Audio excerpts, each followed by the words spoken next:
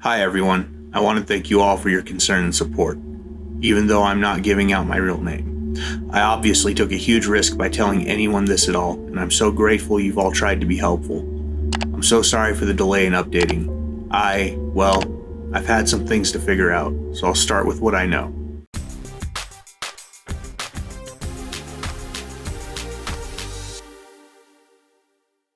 My husband is dead. In the end, I decided not to dig up the petunias. It was a rash, unadvisable notion, which I have since abandoned because I realized how much worse things could get. If I was caught. I've been smart about the whole thing so far, and I'm not about to throw that all away. It's too big of a risk. I did, however, thoroughly examine the flowers and the earth around them for any sign of disturbance, but I found none. Of course I found none. I don't know what I thought had happened. That my garden was some sort of pet cemetery and my husband had clawed his way back from the beyond? Even to me, of all people, that sounds crazy. No, my husband is dead. In my heart, I know that beyond any shadow of a doubt. Which means that whoever's in my kitchen right now is a complete stranger. He looks and sounds exactly like Rick. His own parents don't even notice the difference, for heaven's sake. But he doesn't act like him at all, which tells me again that he is a stranger, that he never knew me before this, and he certainly never knew Rick. He doesn't enjoy the things Rick enjoyed. He doesn't say the sort of things Rick said. He doesn't complain, doesn't raise his voice, doesn't lie or gaslight or cheat. Frankly, he's a better husband than Rick ever was. Honestly, when I think about it like that, I'm almost tempted just to let it go. I tried to let it go, not to get caught up in worrying and just accept my new life for what it is. But I find myself unable to let it go.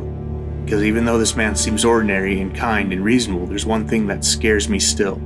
For someone to have so confidently taken Rick's place, they would somehow have to be sure themselves that the real Rick would not return to complicate their plans, however innocent or sinister those plans may be. Whoever this man is who is calling himself Rick, he must surely know that Rick is dead. And if he knows that, I would bet anything that he also knows how. I've gambled with my life and my freedom before. I don't intend to do so again. A couple of you suggested that Rick might have had a twin that for whatever reason, I never knew about. Or perhaps a doppelganger who saw his chance at a more comfortable life and took it. Either of these seemed to me to be the closest to the realm of possibility, so they were the first theories I set out to confirm or disprove. A DNA test would surely be able to confirm whether this man is my husband's twin or someone completely unrelated. Of course, I was hardly going to tell him about it. At best, he would refuse, and at worst, I didn't want to find out. So about a week after my last post, I ordered 2 separate DNA tests designed for finding one's relatives and ancestors and had them delivered whilst Rick was at work. Then, a few nights later, I waited until he was asleep, actually asleep, not half sleeping and staring, and I pulled out a few strands of his hair. Not enough that it would be noticeable in the morning, but sufficient amount to send away in a little tube to be analyzed. Much to my relief, he didn't wake up. I'm not sure how I would have explained it if he had. I sent the hair away to the DNA test companies, and they told me I'd have to wait a couple of weeks for the results. And in those couple of weeks, things have gotten stranger, shall we say. You see, I've noticed that Rick never seems to eat of his own accord. Like he'll make dinner for us both, but that seems more to do with when I mention that I'm hungry than with his own desire to eat. He doesn't snack between meals.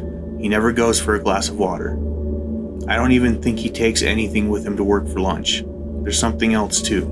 Rick's beard trimmer is still in its box, exactly where he left it 6 months ago, covered in dust and quite obviously unused. And yet Rick has been home for nearly a month and his beard doesn't seem to be any longer, even though he used to trim it twice a week. On top of that, the staring has become a frequent occurrence, and not just in the middle of the night.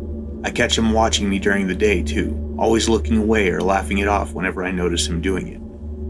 Anyway, I might as well tell you why I'm writing this now, because I can't make head nor tail of the situation anymore.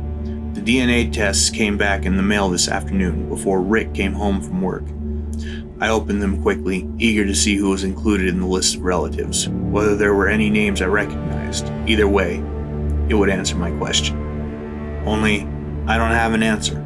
All I have are more questions, because the first test came back as inconclusive, with a note from the company telling me I had to send them a viable hair sample in order for it to work. I didn't understand that. I'd cut the hair myself after all. And what did they mean by viable? But it was the second test that concerned me the most. Where there should have been information about demographic and regional origin, there was nothing, only a line of printed black letters spelling out the word unknown. Where there should have been a list of relatives and ancestors, there was no one. Not just no one related to Rick. No, I mean no one. According to the DNA test, this man has no relatives, no family, no ancestors, no biological connections near or distant. That should be impossible, right? How can a person exist without any kind of relation, and how can he come from nowhere? I'm typing this up on the computer in the study, with several tabs open on various Google searches as I try to figure out how this could be possible. The DNA test lies on the table behind me, taunting me with the evidence of everything I do not know. And then I hear it, clear as day, coming from the doorway behind me. Rebecca? If I didn't know better, I'd say my heart stopped. I would know that voice anywhere. I never heard him come in, never even heard the door open. Dimly in the back of my mind, I recall that our door creaks every time it opens. How could I not have heard it? I turn over my shoulder towards not Rick, a false bright smile on my face. He's not smiling. His face is calm. But there's something hard about the line of his mouth that sets me on edge. What the hell is this? His voice is perfectly level, but something about it makes the hairs on the back of my neck stand up. There's an undertone to his voice that I haven't noticed before now. Something low and subtly grating. Even the real Rick never sounded like that. He holds something up, one eyebrow arched, and I see what he is holding. My stomach plummets. The results of the DNA test.